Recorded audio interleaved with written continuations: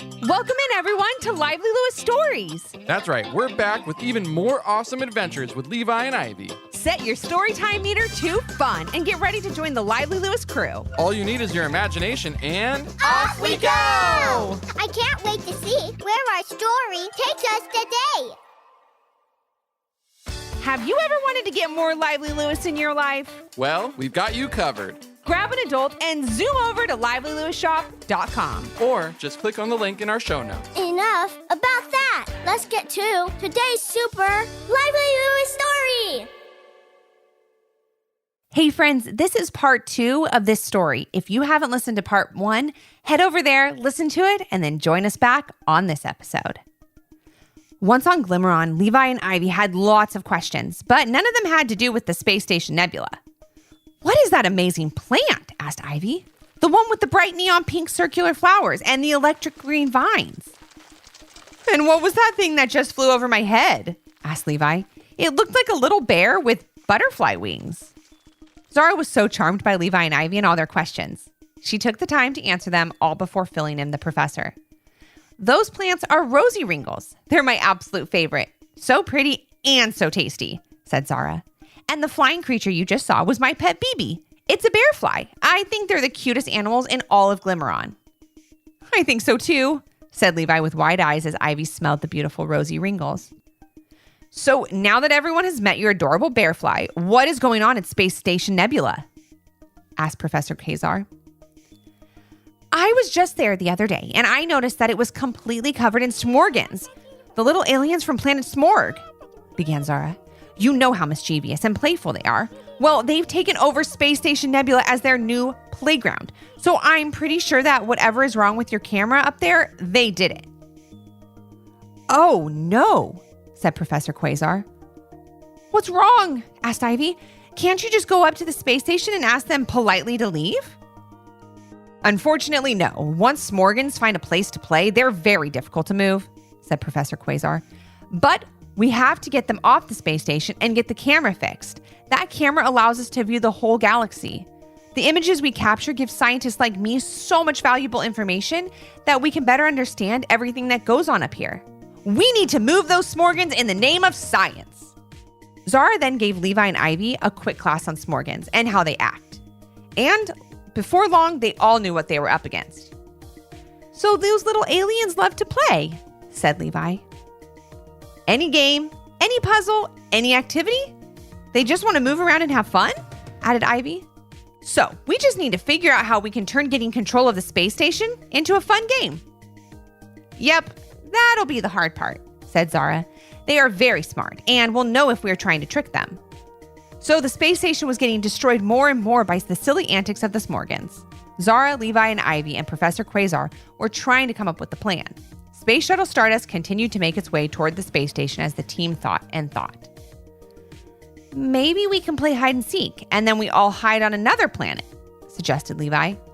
"Then when the Smorgens all come over to find us eventually, we can convince them to all stay there." "Good idea, but we don't have that much time," said Zara. "It could take them days to move from planet to planet looking for us. They would definitely love an extra long game of hide and seek, but Professor Quasar already told me that you have to be back on Earth in a few hours. How about if we give them something to get off the space station, like their favorite treat?" suggested Ivy. "I know I always do what Mom and Dad ask me if they tell me I'll get a cookie." "Another good thought, but Smorgens only eat galactic goo-goos. They're kind of like cookies, but after the Smorgens eat them, they get even more energetic," said Zara. "They'll probably just be interested in playing more after getting all filled up on those space treats."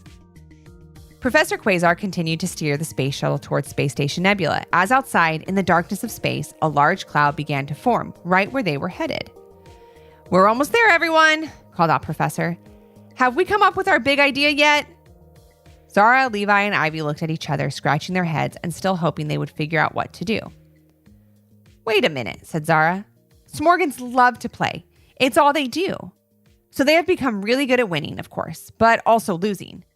So all we have to do is challenge them to a game and hope they all lose? We can say that before we start, that the winner will get control of the space station. They won't put up a fight if we win fair and square." Levi and Ivy loved the idea and were confident that if they worked together, they could win. no matter what the game was. Sounds like a great plan. How about we play soccer or baseball or even basketball, said Levi. Yeah, Levi and I are good at all of those sports, added Ivy with a smile. I'm sure both of you are very skilled at those Earthling games, but since we're in outer space, we're in Smorgen territory, and we need to pick one of their games to play, said Zara. Zara then went on to tell Levi and Ivy about several different games they could pick from. Tag-a-rang, which is tag, but with a boomerang that you have to catch and throw while running. Twister Twirl, which is a version of Twister, but you play it while twirling around the rings of a nearby planet. Hopscotch Horseplay, which is pretty self-explanatory. It's hopscotch, but on a space horse. And finally, we have Meteorite Mixup, which is where the players dodge some meteorites while catching others to score points. Hey friends, if you had to pick one of those games to play, which would be your favorite? The Smorgens are known all over the galaxy for being the best when it comes to the Meteorite Mixup. But as soon as Levi and Ivy heard the description of the game, they were all about it. That's the one, called out Levi. Yep, we want to play Meteorite Mixup against the best Smorgens you've got, said Ivy. I know we can't win. I just know it. Zara could not have been happier. She loved Meteorite Mixup and quickly explained the main points of the game to her future teammates. As they talked about what their strategy would be against the Smorgens, Professor Quasar updated them on the weather they were heading into. So we have good news and bad news, said the professor. The good news is you'll have plenty of meteorites flying around you for your Meteorite Mixup game. The bad news is it may be way too many. We're heading into a pretty big meteorite storm right now. As the professor gave everyone the news, they looked out the space shuttle's window only to see a storm brewing. The galaxy around them was growing darker, and they could hear the meteorites outside clinking and clanking against the side of the shuttle. Oh, wow, said Zara. How lucky are you? Your very first Meteorite Mixup game, and it's in the middle of a meteorite storm. Levi and Ivy looked a little nervous as they stared at each other. They didn't know if they felt as happy as Zara did with this particular news. You'll be totally fine. Just follow my lead, said Zara reassuringly. And before they knew it, Professor Quasar was docking the space shuttle right next to Space Station Nebula. We're here, everyone, called out the professor. I'll stay here with the space shuttle Stardust and keep an eye on you from here. Zara, you're in charge of Levi and Ivy out there. Remember, we only have a couple of hours now. I have to get them back home. You can count on me, Professor, called back Zara as she was getting Levi and Ivy into their spacesuits. Once they were suited up, they exited Space Shuttle Stardust and headed towards Space Station Nebula in a small spacecraft. Once they reached the space station, they hopped out and were ready to meet the Smorgens. As soon as Zara, Levi, and Ivy were on the space station, they saw just how much damage the Smorgens had done to the video equipment. The camera lens was broken, and the entire structure it was attached to was almost falling off the space station. Zara, not wanting to waste any time, waved to one of the Smorgens and said hello. She explained the idea of playing a game of the Meteorite Mixup for the control of the space station, and this is how it went. Laughed the Smorgens as they crowded around Zara, Levi, and Ivy. There's no way you could ever win, said one of the Smorgens, especially with 2 Earthlings on your team. But you know us, we love to play, so we'll definitely play against the 3 of you. The Smorgens passed out the Meteorite Mixup bags that they used to carry the meteorites that each team catches. All the meteorites caught per team were totaled up at the end, and the team with the most wins. As Zara tried to pump up Levi and Ivy going over the rules one more time, the meteorite storm started to intensify. Space rocks of all shapes and sizes started to rain down on them, bouncing off the space station and flying this way and that. It seems like a great time to start our game, called out one of the Smorgens. On your mark, get set, go! And just like that, Levi and Ivy's first game of Meteorite Mixup was underway. The space winds began to blow, and the space rocks were flying faster and faster. Remember, Levi and Ivy, catch the meteorites that are about the size of your Earth's baseballs, called out Zara over all the commotion. Anything bigger or smaller, don't let it hit you. The other Smorgens are watching and will take away a point for every meteorite that touches you. Got it, called out Levi and Ivy. Lucky for Zara and for Space Station Nebula, Levi and Ivy caught on to games very quickly. I got one, Zara, yelled out Ivy with a smile on her face.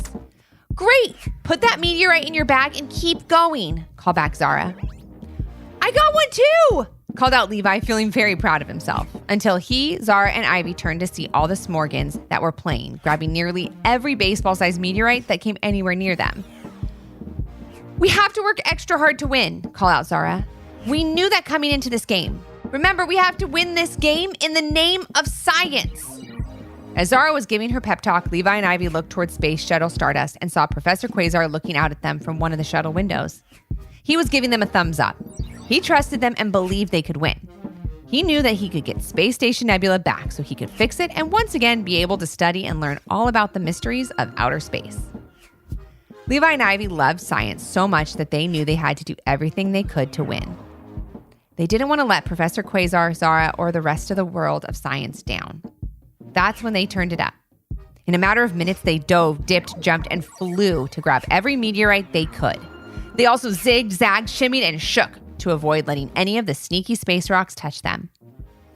And after what seemed like a light year, one of the Smorgens who was watching over the Meteorite Mixup game signaled that it was over. Everyone playing was instructed to take their meteorite bags to the judges for counting. The Smorgens, as always, had a very impressive showing. 1,009 meteorites have been collected by the Smorgens, with no penalties or points taken away for getting hit, said one of the judges.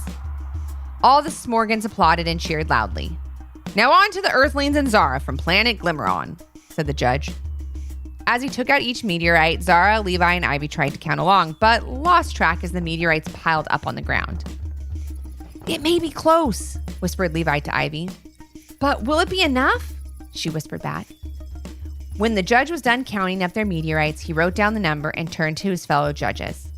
Levi and Ivy couldn't tell by the look on their faces whether they had won or lost. They were nervous and didn't know what they would do if they didn't win.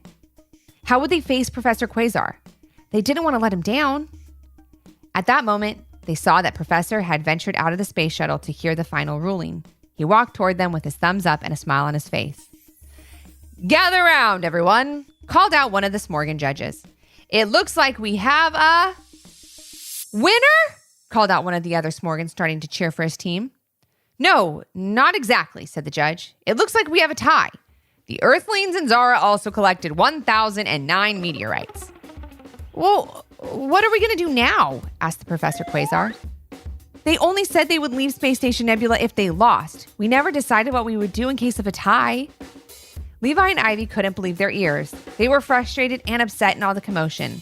Ivy kicked the bag she had been collecting her meteorites in, and that's when she noticed something. Something really hard in her bag. Ow! Cried out Ivy. What's wrong? Called Zara. My bag. I kicked it and something inside it really hurt my foot, answered Ivy as she floated around. We didn't win and now I hurt my foot. What a day. That's when Zara put facts together and knew exactly what was in Ivy's meteorite bag. She ran over to the bag, picked it up, and reached inside. And there it was. Exactly what she thought she'd find. One more meteorite. 1,010! 1,010! Called out Zara. We didn't tie. We won. We caught 1,010 meteorites. Look! The Smorgen judge was shocked when he turned around and saw Zara holding up one last baseball-sized meteorite. Wow, she's right, said the judge. The winner of the Meteorite Mixup is Zara and the Earthlings. The Smorgens could not believe what they were hearing, but after the initial shock wore off, they congratulated the winners. The Smorgens, after all, loved games so much that they had all learned how to be good winners and good losers. Congratulations, Zara! You and your friends beat us fair and square, said the Smorgens. The space station is all yours. Then as quickly as they had taken over the Space Station Nebula, the Smorgens were off, ready to find a new place to play. Professor Quasar floated over and congratulated Zara, Levi, and Ivy. Thank you all so much. I knew you could do it. I never had a doubt, said the professor. I wish we had more time to celebrate, but we're running out of time and we need to get to the space station camera back up and running before we head home. Zara, Levi, and Ivy all jumped into action, following the professor's lead and doing whatever he asked of them. After about an hour or so of working in the midst of a meteorite storm, the camera on the space station was fully up and working again. Then, once back in Space Station Shuttle Stardust, Professor Quasar was able to thank Zara again for all her help and say goodbye. Until next time, my friend, said the professor. I'm looking forward to it, replied Zara. It's always so much fun when you stop by for a visit. Maybe next time you can bring Levi and Ivy again. We'd love that, shouted Levi and Ivy together. I'd love that too, said Professor Quasar. And with that, they all said a final goodbye and off they flew back to Earth with Zara waving goodbye from planet Glimmeron. As Space Shuttle Stardust landed gracefully back in the large garage at the Science Museum, Professor Quasar once again thanked Levi and Ivy for their bravery and hard work. Once out of the space shuttle and back into the lab, they watched as the professor turned the space station camera back on. Once again, they were able to see all the wonders of the universe. "It looks like we made it back just in time," said the professor as Levi and Ivy's parents walked through the door of his lab, led by a security guard from the museum. "So, how was your day?" asked Levi and Ivy's dad. "Did you have fun in the lab? Doing lots of fun science and space stuff?" asked their mom. Levi and Ivy giggled as they looked at each other and back at Professor Quasar. "Yep, lots of fun in the lab," said Ivy. "Just a regular old day at the museum," added Levi. "They are welcome back here anytime," said Professor Quasar. "I can't wait to see what amazing scientists they'll become one day." "That's so nice of you to say," said Levi and Ivy's dad as he caught sight of the screens displaying the camera's view from Space Station Nebula. "Wow, that look into the galaxy is breathtaking." "Can you imagine what it would be like to be up there?" asked Levi and Ivy's mom, taking a closer look at the screen. "Yep, I think I could," whispered Levi to Ivy as she gave her brother a wink and a smile. Thanks for joining us today. We hope you enjoyed the story and learned a little something too. And since we know everyone has their own story, we'd love to hear yours. If you have an idea for a Lively Lewis story, leave a comment on our Apple Podcast review page with 5 stars, your idea, and your little one's name. Then maybe our next adventure will be with you. Until our next Storytime Hangout. Thanks for listening. We can't wait to share another fun Lively Lewis story with you.